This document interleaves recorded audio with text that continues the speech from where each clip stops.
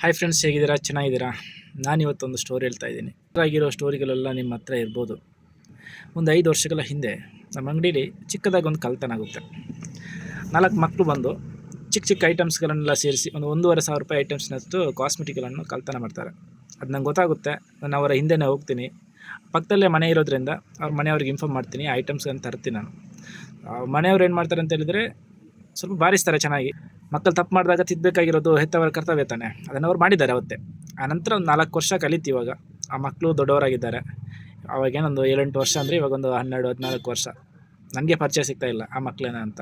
So ಅವ್ರ ಹೆತ್ತವರು ಅವತ್ತು ಬಂದಿದ್ದರು. ನಾನು ಅವತ್ತು ಹೇಳಿದ್ದೆ, ಇಲ್ಲ ನನ್ನ ಮನೆ ಕಡೆ ಬರಬಾರ್ದಿತ್ತು, ಪದೇ ಪದೇ ಇದನ್ನು ಮಾಡಿದ್ರಿಂದ ನಾನು ಬಂದಿರೋದು. ಸೊ ಏನು ಅನ್ಕೋಬೇಡಿ. ಅವ್ರ ಹೆತ್ತವರು ಅಂಗಡಿಗೆ ಬರ್ತಾರೆ, ಸರಳವಾಗಿ ಮಾತಾಡ್ತಾರೆ. ಪಾಪ ಇಲ್ಲಿ ಅಪಾರ್ಟ್ಮೆಂಟಲ್ಲೆಲ್ಲ ಕೆಲಸಕ್ಕೆ ಹೋಗೋರು ಮಕ್ಕಳು. ಆ ಕಾಲೋನಿಯಲ್ಲಿ ಹೆಂಗಸರು ಇದ್ದಾರಲ್ಲ, ಅವರ 4 ಜನ ಮೊನ್ನೆ ನಮ್ಮ ಅಂಗಡಿಗೆ ಬಂದಿತ್ತು. ಏನೋ ಮಾತುಕತೆ ನಡುವಲ್ಲಿ ಯಾರಿಗೂ ಹೇಳ್ತಾರೆ, ಒಬ್ಬರು ಹೆಂಗಸರು, ಈ ಅಣ್ಣನೇ ಅವತ್ತು ಅಲ್ಲಿ ಬಂದು ಅಷ್ಟು ಜೋರಾಗಿ ಮಾತಾಡಿರೋದು ನೋಡಿದ್ರೆ ಹಂಗೆ ಅನಿಸಲ್ಲ.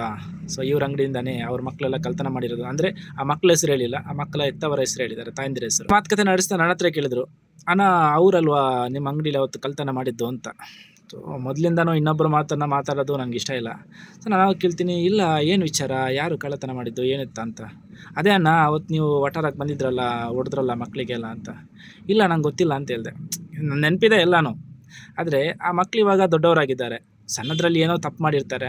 ಆ ತಪ್ಪನ್ನು ದೊಡ್ಡವರಾದ ನಂತರನೂ ನಾವು ನೀನು ಅವತ್ತು ತಪ್ಪು ಮಾಡಿದ್ಯಾ, ನೀನು ಅವತ್ತು ಕಳ್ಳತನ ಮಾಡಿದ್ಯಾ ಅಂತೇಳಿ ಚುಚ್ಚಿ ಮಾಡೋದ್ರಿಂದ ಅವ್ರು ಇವಾಗ ಬದಲಾಗಿರ್ತಾರೆ. ಆ ಬದಲಾವಣೆಯೂ ಇಲ್ಲದಂಗೆ ಮಾಡುತ್ತೆ. ಈ ಸ್ಟೋರಿ ಏನಕ್ಕೆ ಹೇಳ್ತಾ ಇದ್ದೀನಿ ಅಂತ ಹೇಳಿದರೆ, ಇದೇ ಥರ ನಮ್ಮ ಸುತ್ತಮುತ್ತಲು ತುಂಬ ಜನ ಇರ್ತಾರೆ. ಎಲ್ಲೋ ಒಂದು ಕಡೆ ಸಣ್ಣದಿರುವಾಗ ನಾವು ತಪ್ಪು ಮಾಡಿರ್ತೀವಿ. ಆ ತಪ್ಪನ್ನು ಪದೇ ಪದೇ ಎತ್ತಿತ್ತು ನಮ್ಮಲ್ಲಿ ಬದಲಾವಣೆ ಆಗೋದನ್ನು ಆಗದಂಗೆ ಮಾಡ್ತಾರೆ. ಸೊ ಆ ತಪ್ಪನ್ನು ಯಾರು ಮಾಡಬೇಡಿ. ಸೊ ಅದಕ್ಕೋಸ್ಕರ ನಾನು ಈ ಸ್ಟೋರಿ ಹೇಳ್ತಾ ಇದ್ದೀನಿ. ತಪ್ಪು ಮಾಡ್ತಾರೆ, ಎಲ್ಲರೂ ತಪ್ಪು ಮಾಡ್ತಾರೆ. ಯಾರೇ ತಪ್ಪು ಮಾಡಲ್ಲ? ನಾವು ಮಾಡಲ್ವಾ, ನೀವು ಮಾಡಲ್ವಾ? ಸಣ್ಣದಿರುವಾಗ ಎಲ್ಲರೂ ತಪ್ಪು ಮಾಡ್ತಾರೆ. ಬೆಳೀತಾ ಆ ತಪ್ಪನ್ನು ನಾವು ತಿದ್ಕೊಂಡು ಸಹಜ ಮನುಷ್ಯರಾಗಿ ಬದುಕ್ತೀವಿ. ಸೊ ಅದೇ ಥರ ಬದುಕಲಿಕ್ಕೆ ಎಲ್ರಿಗೂ ಅವಕಾಶ ಕೊಡಬೇಕು. ಇನ್ನೊಬ್ಬರು ಮಕ್ಕಳು ಮಾಡಿದರೆ ತಪ್ಪು, ನಮ್ಮ ಮಕ್ಕಳು ಮಾಡಿದರೆ ಮಾತ್ರ ಕ್ಷಮಿಸ್ತೀವಿ ಅನ್ನೋ ಭಾವನೆ ಇರಬಾರ್ದು.